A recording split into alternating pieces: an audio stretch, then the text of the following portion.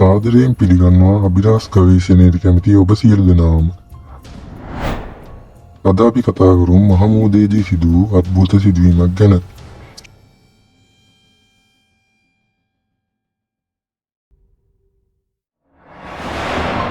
හරියටම 1924 දෙසැම්බර් වල තෙල් නැවක් යන ඇමරිකාවේ ඉඳලා පැනමාවට කපිතාන් කීත් ෆේසි ඇතුළු 35 දෙනෙක් පමණ මේ නැවේ සේවය කරලා තියෙනවා. මේ ගමන අතරතුරදී ජේම්ස් කෝට්නි හා මයිකල් මීහාන් කියන දෙන්නට එක තෙල් ටැංකියක් සුද්ධ කිරීමට පැවරෙනවා.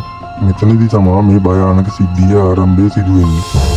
මේ අවස්ථාවේදී හරිම අවාසනාවන්ත ලෙස මේ දෙන්නට මේ ලෝකයෙන් සමු ගැනීමට සිදු වෙනවා. ඒ පෙට්‍රල් ටැංකියේ තිබූ විෂ වායුවක් නිසා.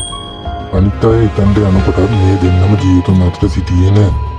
ඉතින් මේ මොහොතේදී ඔවුන් ඇමරිකාවෙන් ගොඩක් දුරින් හිටපු නිසා ඔවුන්ට සිද්ධ වෙනවා සමුද්‍ර සම්ප්‍රදායට අනුව මියගිය දෙදෙනාම මහමුහුදේ පාකර යැවීමට දවසක් ගෙවී ගියේ. පසුදින උදෑසන වැඩ කරන බොහෝ දෙනෙක් මුහුදේ අද්භූත මුහුණු දෙකක් දැක්කා කියලා කැප්ටන්ට වාර්තා කිරීමට පටන් ගන්නවා. මේකේ බයිහිතනම දේ තමයි මේ මුහුණු දෙකම මියගිය කෝට්නි සහ මීහාන්ගේ මුහුණු වලට සමාන වීම.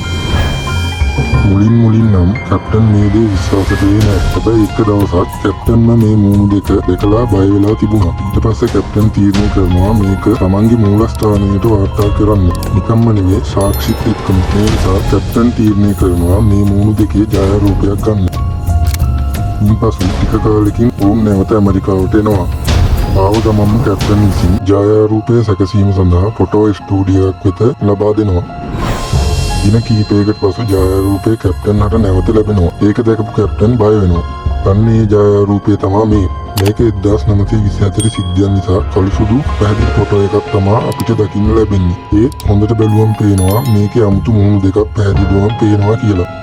කාලයත් එක්ක මේ ෆොටෝ එක ඇමරිකාවේ ප්‍රසිද්ධ වෙන්න ගන්නවා. මේ ෆොටෝ එක ප්‍රසිද්ධ වීමත් සමග බොහෝ විශේෂඥයින් මේකේ ඇත්ත නැත්ත හොයන්න පටන් ගන්නවා. කොටින්ම සුප්‍රකට බර්න්ස් රහස් පරීක්ෂක ඒජන්සිය පවා මෙම ඡායාරූපයේ දින ගණනාවක් පරීක්ෂා කරනවා. නමුත් ඔවුන්ට එය බොරුවක් බව කියන්න තරම් ප්‍රමාණවත් සාක්ෂි කිසිම දෙයක් හමු නොවිය.